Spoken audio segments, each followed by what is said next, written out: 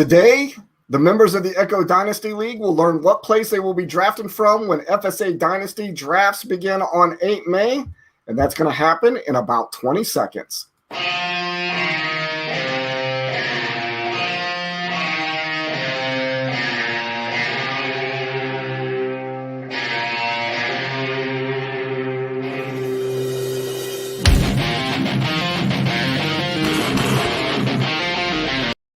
Hey, fellow fanatics, welcome to a special edition of the Fanatically Real broadcast, as today we will be hosting the Echo Dynasty Draft Selection Show.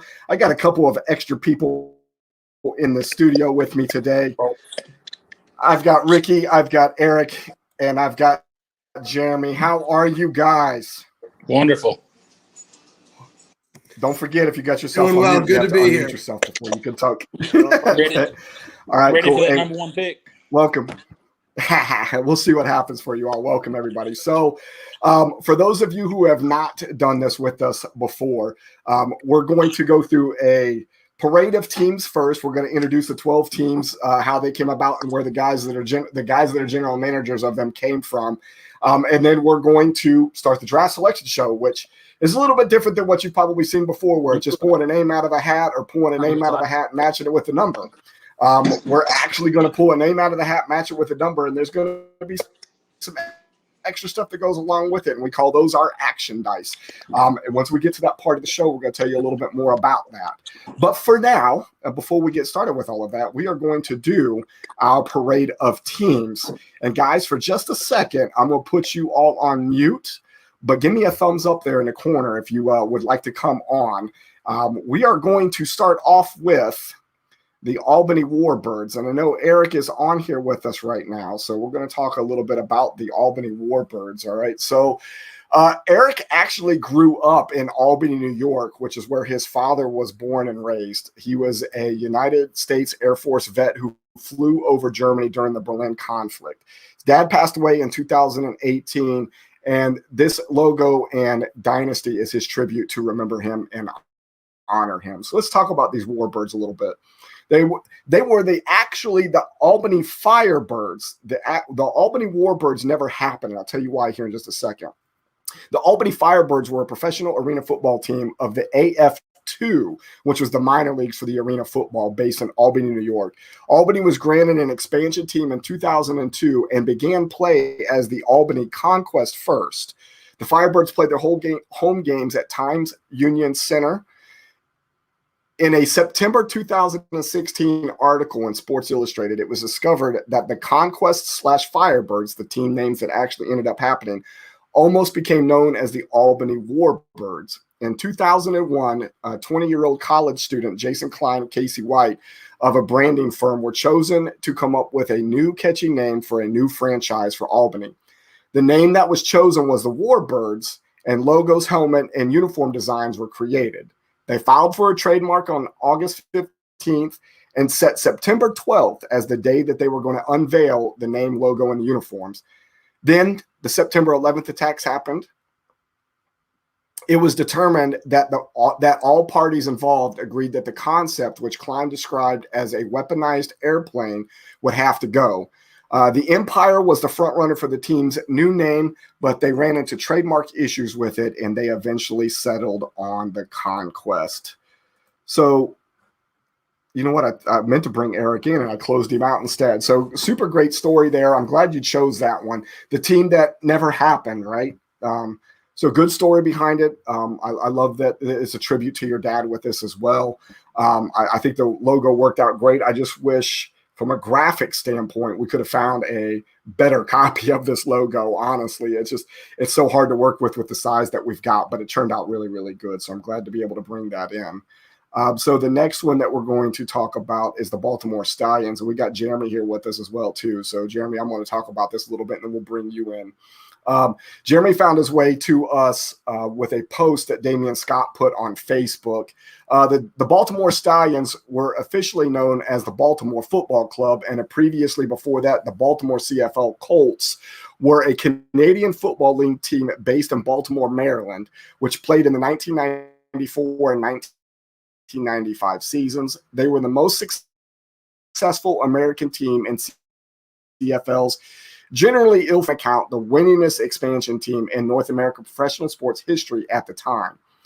They had winning records in each season, winning 2 division titles, and in 1995, they became the only American franchise to ever win the Grey Cup. And for those of you that don't know, the Grey Cup is the CFL's version of the Lombardi Trophy. So I did it again. So Jeremy, how'd you end up coming up with using the Baltimore Stallions? There you go. Yeah, I just I grew up in Maryland, and I just wanted to use, and I live in Virginia now, so I just wanted to stay local. Very, very cool. And it worked out well too. Yeah. Worked out really well. You know what? Something else I got to do out here. We've got some comments popping up on the screen. Usually I have somebody else up here that helps me out with this. Let's see. Who do we got out there? Somebody out there saying, let's go Snake Eyes. That would be Damian Scott. We just got on talking about him. He was the one that brought you in, Jeremy. Kevin Godwin's out there watching. I wish he was on here so he could click on some of these comments for me and add them to the show. Maria, hi, how are you? Marvin out there with us as well. Yeah, you're right. There's some good-looking guys on the show with me right now. Mario says, bad luck to everybody. Yeah, I think that's about it. That's all the good comments that we got right now. So let's get the next team up there, which is the Birmingham Bolts. It so happens that all 3 of the guys that I got here are the first guys that are in the shoot today for this. So we've got the Birmingham Bolts. We got Ricky Thomas. He's been playing fantasy football since 1993. He's never been in a league like this. He said he's excited to be in the league, looks forward to many years to come. And he found his way to us by Ricky Bird, which is another one of the guys that's in the league with us as well. Birmingham Thunderbolts were a short-lived springtime American football team based in Birmingham, Alabama. This team was part of the failed XFL league that was begun by Vince McMahon of the WWE and NBC. The Bolts would finish their only season with a 2-8 record. NBC dropped the XFL after the 2001 season due to dismal ratings, and the league was disbanded shortly after that. Get you back up here. Why did you end up picking the Birmingham Bolts, Ricky? To be honest with you, I like the logo, but I've been ever since I played. I'm the Thundercats in all my leagues, in my football leagues, and it's trademark because I think I talked to you about being Thundercats in our other league here, but it's a trademark name, so I couldn't do that. But anyway, so Thunder's in there, so and plus the Bolts, I liked it, so I just thought. I'll tell you, it was one of the most difficult logos that I've ever had to do. I've never had to use in that template 2 pieces of it at the same time to work it to get that thing, but I think it ended up turning out okay. And I didn't think about it. I opened the show with the Demons helmet on, and you and I were talking before we went live. I have the Birmingham Bolts helmet behind me as well. I should have cleaned that one up and put that one on in honor of you, but I didn't think about it until it was too late. So welcome. Glad to have you on board. All right, let's do the Chicago Fire. Chicago Fire. It was an American football team in the short-lived World Football League for 1 season in 1974. The Fire won their first 4 games and 7 of their first 9 after their quarterback Virgil Carter threw 4 touchdown passes in a 32-22 road win over the Southern California Sun, which we're also going to talk about here in a little bit. The Fire were 7-2 at that time and competitive in the World Football League's Central Division, which contained the league's 2 strongest teams, Birmingham, not the same Bolts that we just talked about, and Memphis, which was a team that was also 7-2 at the time. However, it turned out to be the last game the Fire would ever win, as a rash of injuries triggered a 10-game losing streak. The Fire's last home game, which was a 60-17 loss to the Hawaiians, which we will also talk about here in a little bit, ended up being the most points scored in one team in a World Football League game. Their owner, fed up by the team's collapse as well as being bankrupt, refused to fly the club to Philadelphia for Chicago's final game, forfeiting the contest and giving the Fire a final record of 7-13. And soon after, the club disbanded. And look who decided to join us. Hey, run those comments for me now, big guy. I can't keep up with everything. We also can't hear you. Check your audio. I'm going to move on to the Hawaiians while you work on that. So we got the Hawaiians on here, and I have not updated with the new banner here. It is actually the Hawaiians, not just the Hawaiians. We end up getting Chester Pettit from us because of Mario, another team that we're going to talk about here in a few. Him and Zach, another guy that we just got done talking about with the Fire, Zach Steele. They played together in league all the time, and they decided to jump in on this one altogether. The Hawaiians were a professional football team based in Honolulu that played the World Football League. We just kind of mentioned them. They were the ones that ended up beating the Fire in that largest scoring game by one team. They played 2 seasons in 1974 and 1975. The records were 9-11 in 1974 and 4-7-1 in 1975. Franchise was originally going to be called the Honolulu Warriors, but a local team had trademarked that name. As a result, the team was known simply as the Hawaiians, although the press frequently mistakenly called them the Honolulu Hawaiians or the Hawaii Hawaiians. It was the first and to date only major professional American football team to establish its home base outside the contiguous 48 states. Kevin, did you get it figured out yet? I'm going to assume no, because he hasn't put himself back in the thing. I get a almost in the background. All right, let's move over to the Las Vegas Posse. So we're missing a general manager's headshot here because I was unable to get it from Sean McLaughlin before we went live. But the Las Vegas Posse was another one of those teams in the CFL that was playing south of the border here in America. Posse was one of the least successful CFL teams. They started with wins over the Sacramento Gold Miners and the Saskatchewan Roughriders, but things quickly went downhill. Part of the problem was lack of familiarity with the Canadian game. For instance, during a game against the BC Lions, Vancouver signaled for a fair catch, not knowing that there is no fair catch in Canadian football. The ball rolled into the Posse end zone and the Lions recovered it for a touchdown. Posse finished the season 5-13 and finished last in the West Division and next to last in all of the CFL. Move over to the Mad Dogs and Lucas Garcia. They were also a Canadian football team that played in the 1995 season. Mad Dogs were part of that failed expansion into the United States. They played at the Liberty Bowl Memorial Stadium. The team's principal owner was Fred Smith, who was also the founder of FedEx. Prior to the Mad Dogs, Smith fronted an ownership group along with such entities as former Memphis Showboat owner William Dunavant and the estate of Elvis Presley. They tried to get a National Football League team into Memphis in 1993. It was going to be the Memphis Hound Dogs, and that was the proposed team name. It was one of 5 teams to be considered, but it was passed over in favor of the Carolina Panthers and the Jacksonville Jaguars. Smith then turned to the CFL. The league was very impressed with Smith. His group was the richest in CFL history at the time. It seriously considered selling either the Hamilton Tiger Cats or Calgary Stampeders to Smith. After those teams resolved their ownership situation, Smith Group was granted an expansion franchise in 1995. With Presley's estate no longer involved, the team dropped the name Hound Dogs in favor of Mad Dogs, and they finished their only season at 9-9. I see a couple other people jumping in. Mario's in with us now as well. We still got Jeremy out there. Eric's there with us. Ricky's there with us as well. Kevin. Well, it's not letting me add you to the Why you keep hitting my buttons? Why did you do that? Hey, go check on those comments. See if we got anything good out there for me while I keep on reading through all this. Who did that this time? Who got kicked out? Did Jeremy leave? I think Jeremy whoever left. was He comes back in. Yeah, they left altogether. They left. Hopefully, we'll get him back in here. The show just got a whole lot more average, according to Chris.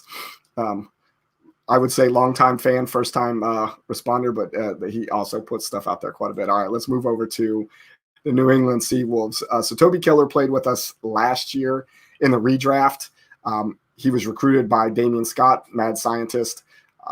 They played in a random dynasty league together, and then once we got him into the redraft, we got him over here into the dynasty this year as well. So the New England Seawolves were the second attempt to establish the Arena Football League at the Hartford Civic Center.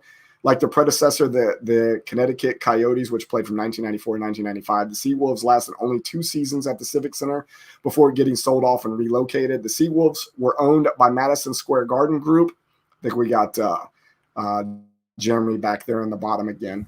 The Madison Square Garden Group originally acquired the franchise in 1997 and operated at the Garden as the New York City Hawks in 1997 and 1998. After the City Hawks flopped at the box office in Manhattan, the Madison Square Garden Group moved the franchise to Hartford, where the company operated the Civic Center.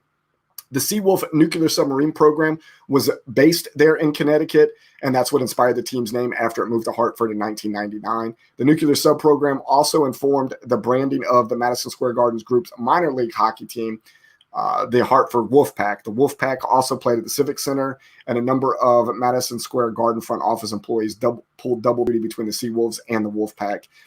The team was mediocre on the field, finishing 5-9 in 1999 and 8-6 in 2000. Shortly after the 2000 season, the Madison Square Garden Group sold the team to a group in Toronto, Ontario.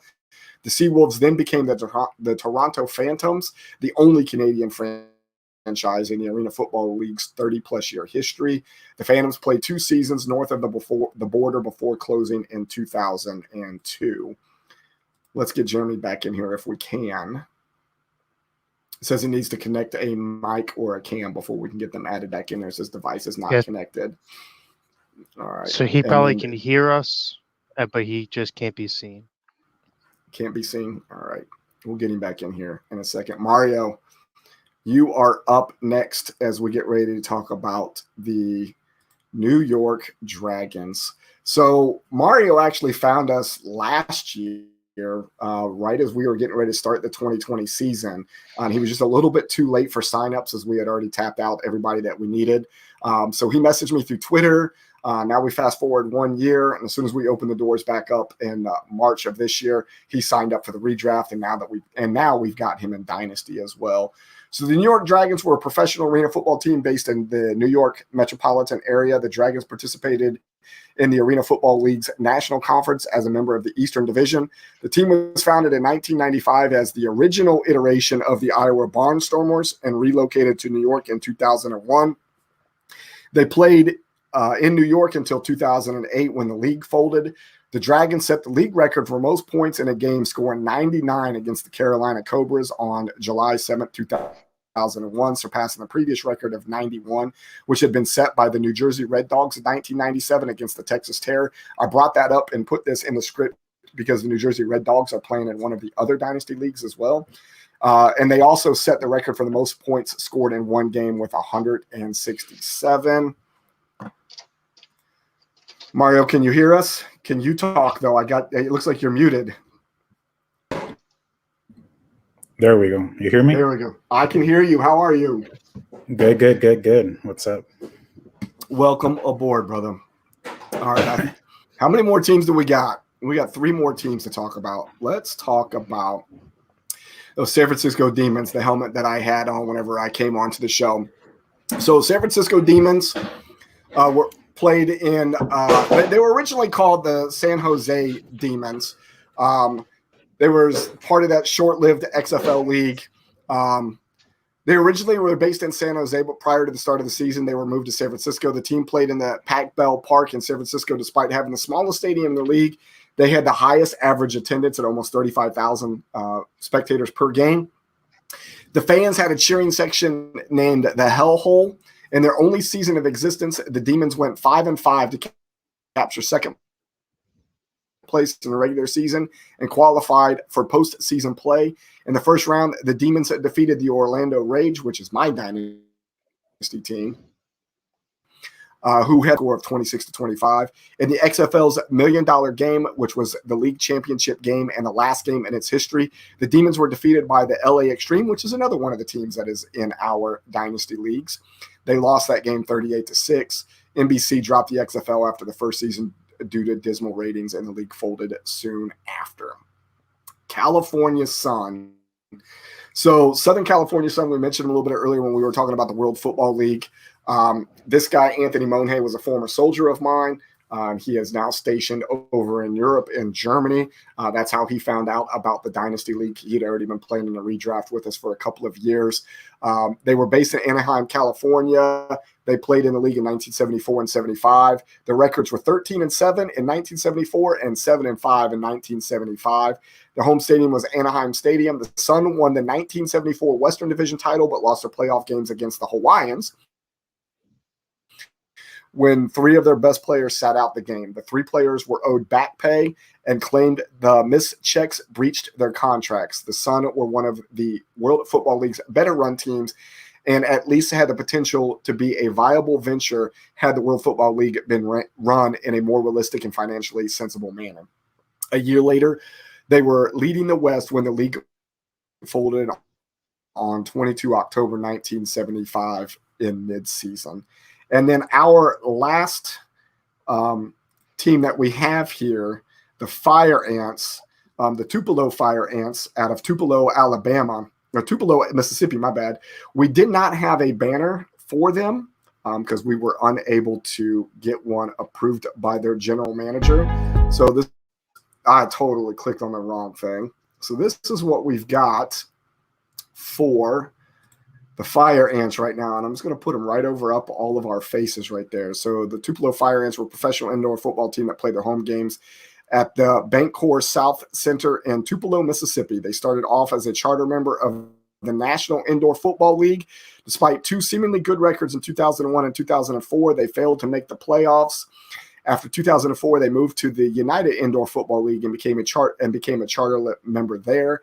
However, after the horrendous 2005 season, the Fire Ants disbanded. Tupelo, Mississippi would be without an arena football team until 2007 arrival of the American Indoor Football Association, Mississippi Mudcats. And I'm working off of just too many screens here to be able to keep up with everything. There we go. Whew. And Lucas out there with us as well. All right, what do we got? What am I missed comment-wise? Are we all ready to get into this thing? I think you're all caught up. Let's get Jeremy back in here. He must be on audio now that we can get him in here. All right. Whew. All right, so here's how this is going to go for those of you that haven't seen that yet. All of the teams that we just did the parade of teams with, I have copies of all of those teams right here on slips of paper. Earlier today, I said that it looks like that it's time for me to get a new printer because holy crap, there's a lot of yellow in these things. If you can see that, a lot of the colors aren't exactly what we thought they were going to be. But what we end up doing is I end up folding these in half and in half again. And then I end up throwing them in the hat here. We're going to use the original Walter hat. And what we're going to do is we're going to pull a team out of that hat. The very first team that gets pulled out, we roll a 12-sided die, which you can see on the middle of your screen right about now. And when we roll that 12-sided die, that is where we end up putting that team.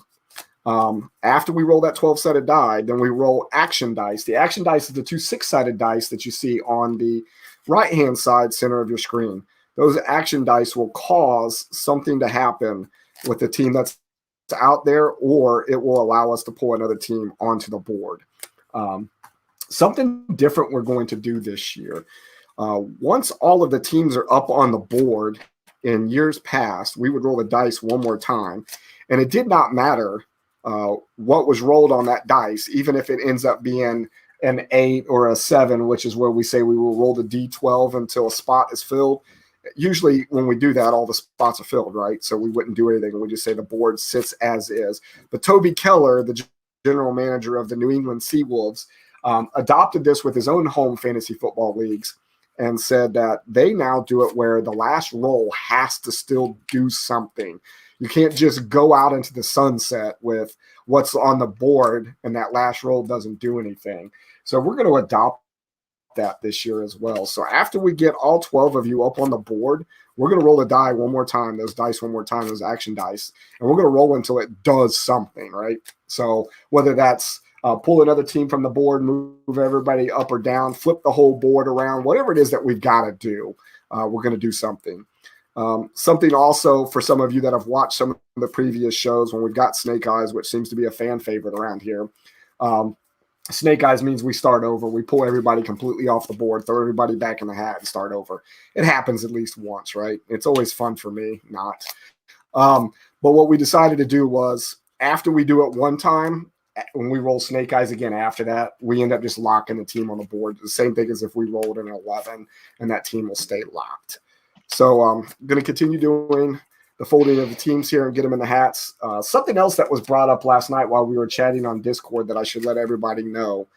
For this draft, all of the Dynasty leagues, minus maybe the Foxtrot League, is going to start drafting on 8 May at noon. I believe that's a Saturday. Each pick is going to be 6 hours long. That gives people the ability to be able to trade draft picks or trade players or whatever as they're going through the draft. Gives people that are in different time zones the opportunity to be able to get to their pick and make that pick. And also the clock will pause overnight between midnight and 6 o'clock in the morning East Coast time. Picks can still be made during that time, just the clock will pause then, right? So nobody's missing the opportunity to be able to make picks. But the draft itself is a third round reversal draft. But for those of you that have never done a third round reversal, so your first 2 rounds are going to be 1 through 12 and then 12 through 1. Then your third round starts 12 through 1 again. So it mirrors exactly or looks exactly the same as what the second round looks like. And then it'll continue a snake draft from there. So if you want to look at the first 5 rounds, you'll go 1 through 12, 12 through 1, 12 through 1, 1 through 12, 12 through 1 again. It balances the teams out a little bit more and gives those people a better opportunity to balance their team as they're drafting. So third round reversal, if you don't know a whole lot about it, go ahead and do some research on it, and that's what it'll look like. So when you see that and you're wondering why is it number 12's turn to pick again in the third round, that would be why. All right, so let me get my face off the board here, and we'll go ahead and shake up this hat right now, and I'll get a chance to pull it. You know what? No, we got to put my face back up there, don't we, Kev? I think that's only fair, so you all can see who I pulled out of the hat, right? So we're gonna shake up the hat here. We'll pull the first team out. I don't want to be big. Don't make my face big, please. How about this? You just keep working that, all right? Back and forth, back and forth. All right, so the first one out of the hat is the New England Seawolves and Toby Keller. So what we're going to end up doing is we're going to roll the 12-sided die, and we're going to figure out where we're going to put Toby on the board. And we're going to put him in the number 1 spot. So we need to come over here. What you guys are seeing right now is you can see some of the outer side of this screen. This is the way we've got to do it this year. So you get to see how some of this works as we roll through this. So the Seawolves are moving over into the number 1 spot. And then what we do after we get that number 1 teams put down, we roll the action dice. All right. The action dice is what's going to tell us what we're going to do with that team or allow us to put another team up on the board. So throw the dice and we get an 11, which means we're going to lock a team. The only team that's up on the board right now is the number 1 team. So what we're going to do is we're going to roll the 12-sided die. If it happens to show up to be a number 1, then we will lock that team. Now, once a team is locked, it does not matter what happens to the board, whether we reverse people or pull people from the board or whatever. A locked team is a locked team. They will stay on the board. So number 10, nobody's locked on the board. So what we do is we go back over to the action dice. Number 7 means we're going to roll a D12 until a position opens up. But to do that, we've got to get a team out of the hat first. So we'll shake the hat up. We'll pull the team out of here. Whatever team we pull out of here will be the one that goes on the board. And that is going to be the Fire Ants. So we're going to roll a 12-sided die and put the Fire Ants in the number 7 spot. Let's get the Fire Ants up on the board in the number 7 spot. And now we're going to roll the action dice. Number 7, we're going to roll another D12 until we get a team up on the board. Open position is filled, but to do that, we need to pull another team out of the hat. We're going to pull out Southern California Sun and Anthony Monhay. So we're going to roll 12-sided dice and figure out where we're going to put him. He cannot go into the number 1 spot because that position is filled. We will put him in the number 10 spot currently. So the Sun, that's the Warbirds. The Sun will move into the number 10 spot. And we'll roll more action dice. Action dice says 8, says that we will roll a d12 into an open position as filled. And we got to get another one out of the hat first. Next one out of the hat is the one that jumped right out at me. And it is going to be the Posse and Sean McLaughlin. And he is going to go into the number 3 spot.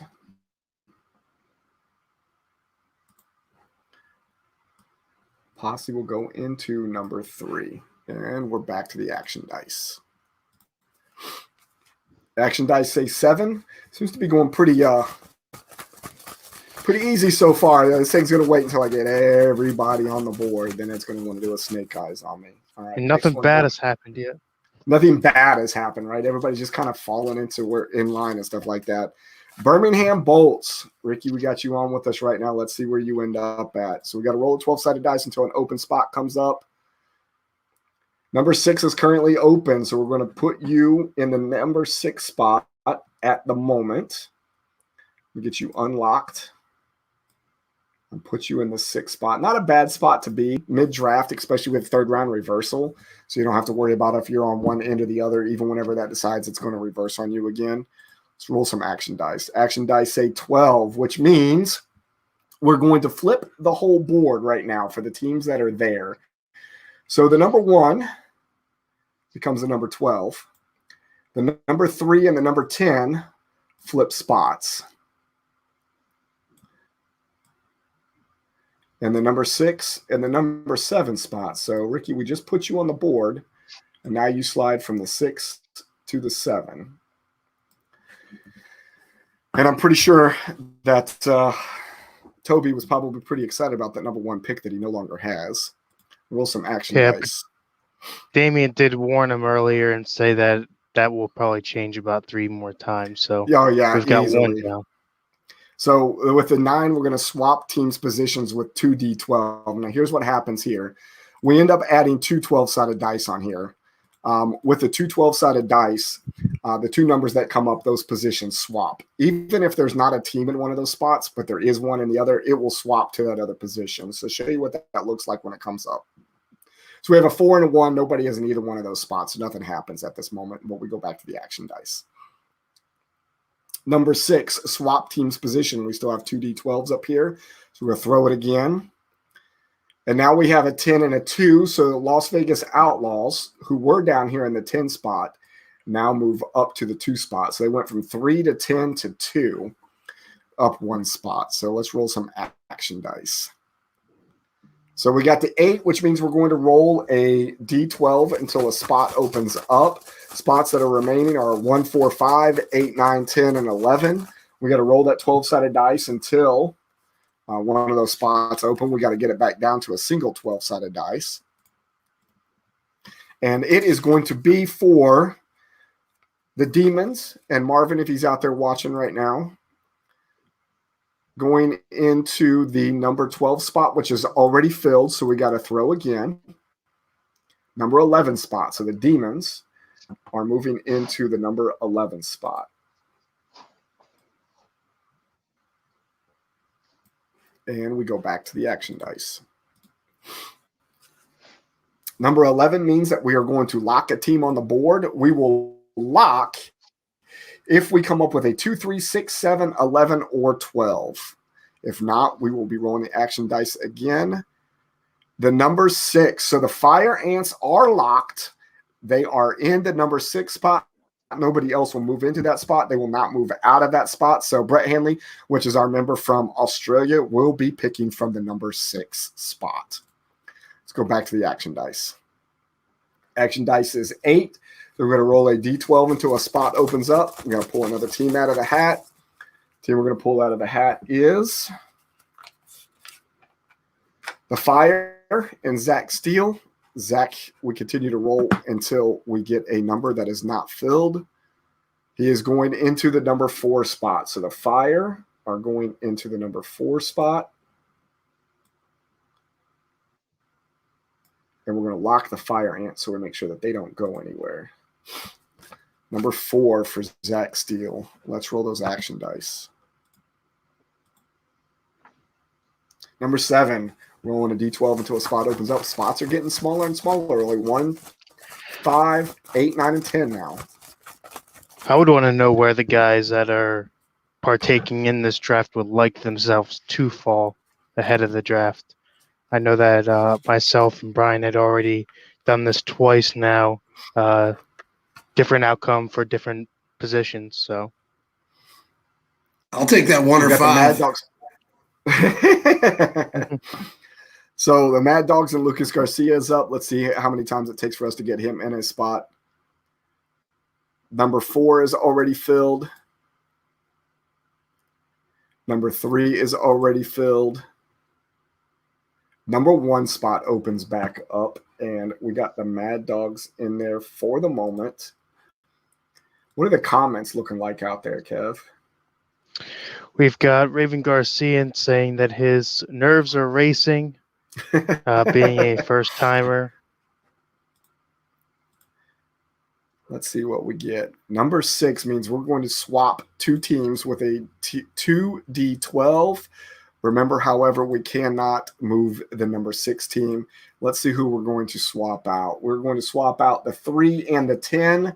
So the Sun, who were in the number 3 spot, are now moving down to the number 10 spot. Let's roll some more action dice. Number 7. I feel like the guys that are in the room, minus Ricky, haven't got their stuff up on the board yet. Guys just sitting out there patiently waiting. Let's see who we get here. Got the Stallions. Jeremy, you're up next.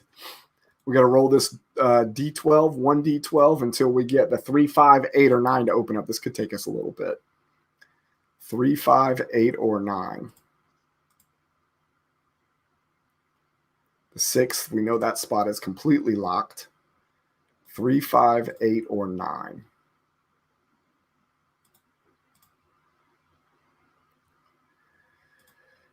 Oh, get comfortable, y'all. We could be here for a little bit.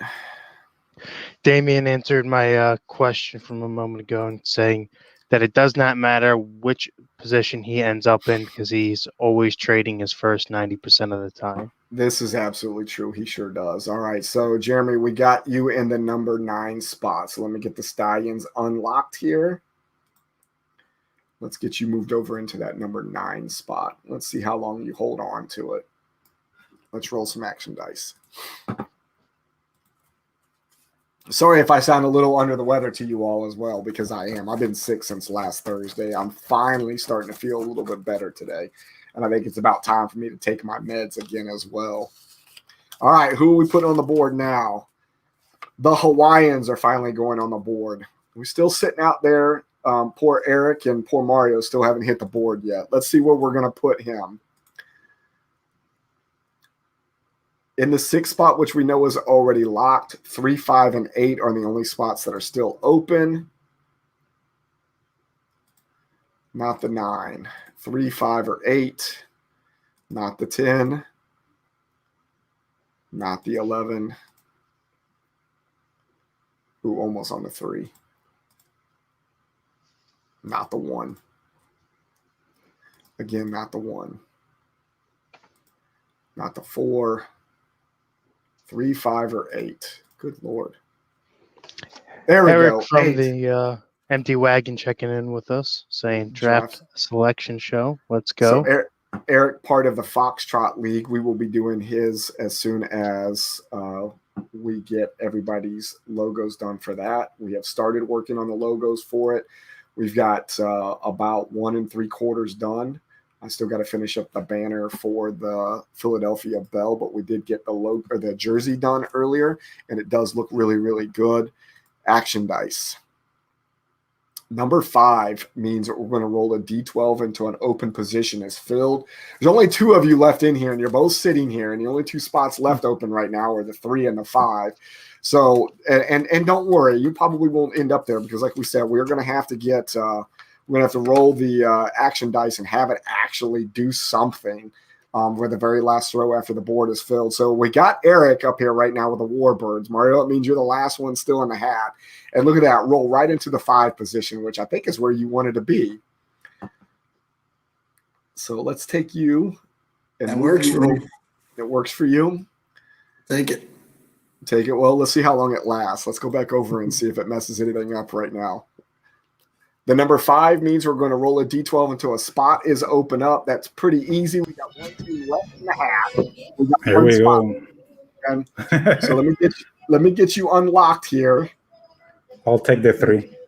You take the 3. Well, we'll see, because now that the board is filled, please don't be Snake Eyes, man. This would hurt my whole soul if we roll Snake Eyes right now.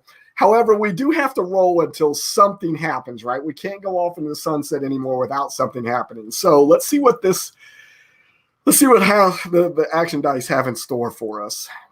Number 6 means we're going to swap 2 teams with the D12. We know that the 6 can't move. So if the 6 comes up on this, that doesn't cause anything to happen. So we will roll the action dice again. But 2 teams are about to change, and they are the 10 and the 8. Not a real big change anywhere, but it does take the Sun into the 8th spot and the Hawaiians into the 10th spot. Everybody take a screenshot of that. That way we know what the draft order is. Damien says that he wants a refund. I'm not sure why. Everybody said boo. I think this might be the first. No Snake Eyes. No Snake Eyes. I think we finally made it through completely unscathed without any Snake Eyes. Might be the first time ever. So Mad Dogs with the number 1, Posse number 2, Dragons at number 3, Fire 4, Warbirds 5, Fire Ant 6, Bolt 7, Sun 8, Stallions 9, Hawaiians 10, Demons 11, and the Sea Wolves 12. So, guys, here's what I'll do. As soon as we get done here, I'll go in and put that draft order up in Echo. I'll make sure that you guys are allowed to trade draft picks right now because I know the question was already asked. I'll make sure that that is allowed. And then you guys will start drafting on 8 May at noon, with the Mad Dogs being the first one on the clock with 6 hours to pick. Let's get this board off the screen, and I got to get my mouse found here first. Man, operating 3 screens is not my friend. Did we lose him? He's coming back in right at the last second. All right, so you're picking 7th, Ricky. How you feel about that? Oh, that's good. I like 6 or 7, especially since you did the reversal in round 3. Yeah, so that's not so bad for you. How do you feel about where you're at, Eric? Good enough. I mean, I get either a top-tier running back or I get a good quarterback. It's perfect. Mario, you're sitting at number 3. How you feel? I'll take it. I want it to be in either end, so that's good enough for me. Good enough for you. Jeremy, what about you at the number 9? Oh yeah, I'm all good with it. All right, for sure. I think this could be one of the shortest shows that we've had as well when we've done these things. Probably because of no Snake Eyes, I would say. All right, so what I'll do is I'll get that set up in the Echo group for you guys. You guys should be able to start trading draft picks as soon as I get that set up, if you want to, and then I'll let everybody know what the draft order is inside the Discord. And then just keep your eyes peeled for Discord, and then we'll go from there. I believe the it's in Warbirds there are already. open for business.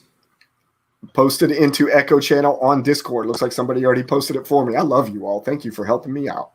Appreciate you. All right, you all enjoy the rest of your Sunday. I've got the day off tomorrow, so I'll be right here in the studio the rest of today and tomorrow getting Foxtrot set up. So start working your draft strategies, and we'll see you soon. Kevin, thanks for coming on, man. No problem. Love coming in on my day off. Get that overtime. Eric, Ricky, Jeremy, Mario, you all have a good day, guys. You too. All right, guys. Later. Thanks.